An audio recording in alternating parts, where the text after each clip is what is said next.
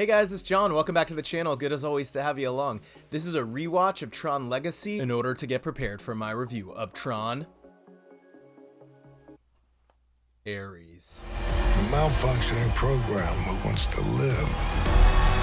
Why is that? It's just a feeling. Fascinating.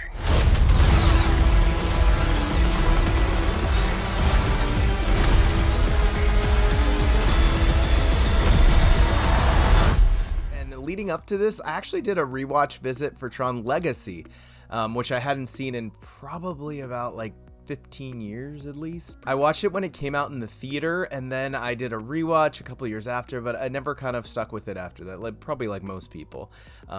But if you don't know the Tron lore, Tron 1982 was pretty groundbreaking for the time, and actually I was fortunate enough to see one of the original costumes featured in Tron 1982, and that's on my video for the Academy Museum, so if you're interested in movie memorabilia, check that out. The original Tron, for how future forward it may seem, it was actually a relatively straightforward premise in nature.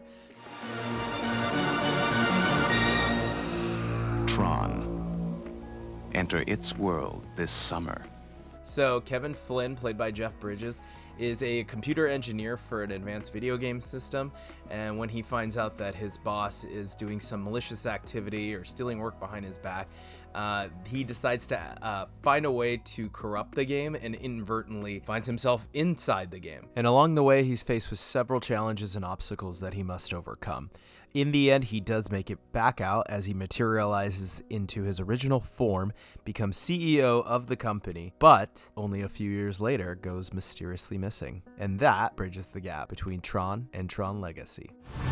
We have to get you out of here. Out there! There's a new world! Here they come! Out there! Yeah! Is our destiny.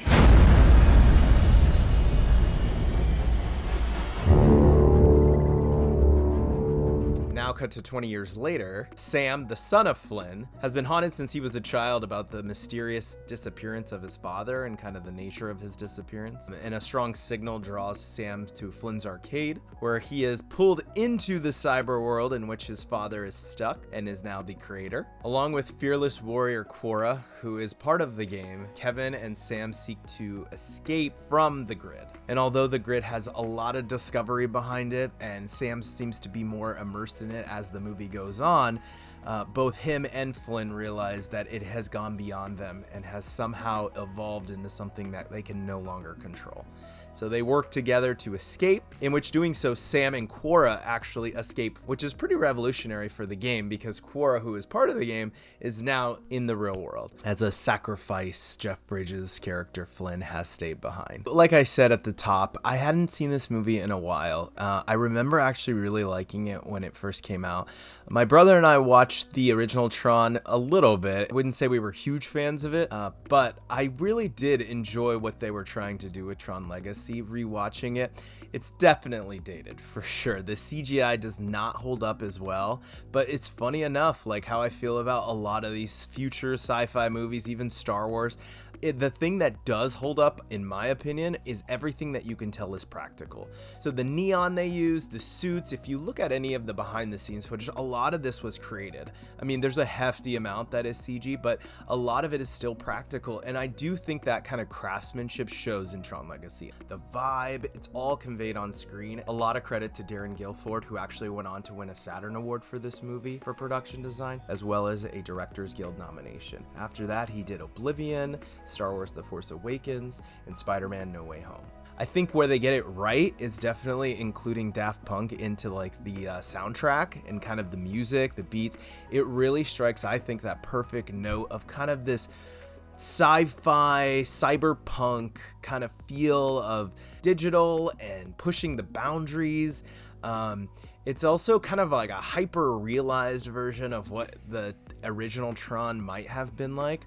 Where I think it gets really bogged down is trying to create the foundation for this franchise or world building, and it spins its wheels a little bit towards like the end and kind of just trying to, hey, remember this, don't forget about this, and blah blah blah, and building up the backstory. And You know, not to say you even have to watch the original Tron to kind of know what's happening in Tron Legacy. At least they're good at kind of bringing you up to speed there.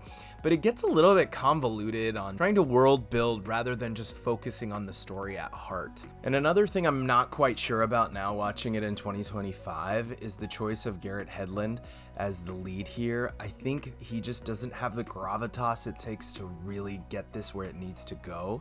I think if one of the Chris's would have maybe been better, you know, Chris Hemsworth, Chris Pine, anyone, take your pick of what Chris to choose from. He has a very monotone way about him, which is fine in the beginning, but it lacks some of that presence that you need to really elevate the material. He does fine, but I think it really required somebody to probably do something better than fine. Olivia Wilde does a lot of heavy lifting when she is kind of given more to do in this story, and she does have a great presence about her. I think she knows what the right note is, but you know, I think revisiting it, you know, do I think it was good? I think it is still good. I think it's a good popcorn movie. As an isolated story on its own, I feel like they could have given it more to do, but I also feel like now that we're in Tron ARES, you can definitely feel that it's suffering from waiting too long. It's never a good sign when you have a sequel to a movie and, you know, more than a decade goes by. I just don't, I think it's a recipe for disaster. People either don't care or they forget. That being said, I do think Tron Legacy is probably worth another rewatch. I think if anything else, I do really think the visuals are very striking and really cool. Even a couple years ago when I was at Disney California Adventure, they had a whole street section dedicated to Tron, and it was really fun. This whole thing with the spinning discs and just looking at the costume design. I don't know, they really nailed it with the production design and the overall look and feel of building the world of Tron. So in conclusion, I do actually think this movie holds up a lot better than I remember it. I mean, I just feel like there was a lot of missed opportunity here. I feel like they didn't maybe quite stick the landing. There's a lot of potential. You know, if they would have came out with one sooner, I think it would have done well. I feel like this does just enough of the groundwork to get you interested in wanting to see more and revisiting this world. It didn't really hit the heights that they hoped it would. It's unfortunate because it gets very, very close, but it doesn't quite get there all the way. I would give it about a 7 out of 10. I think it's fun. I would have liked to have revisited this in the actual movie theater, because one thing about Tron is that it's such a spectacle on screen. Well, that leads us into Tron ARES.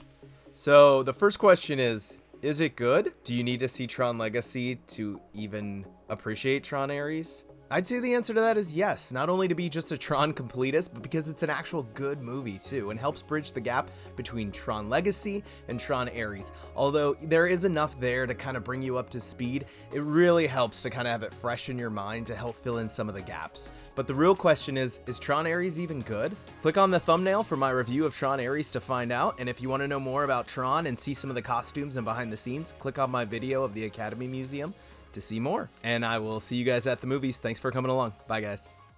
Yeah, well, you know, that's just like your opinion, man.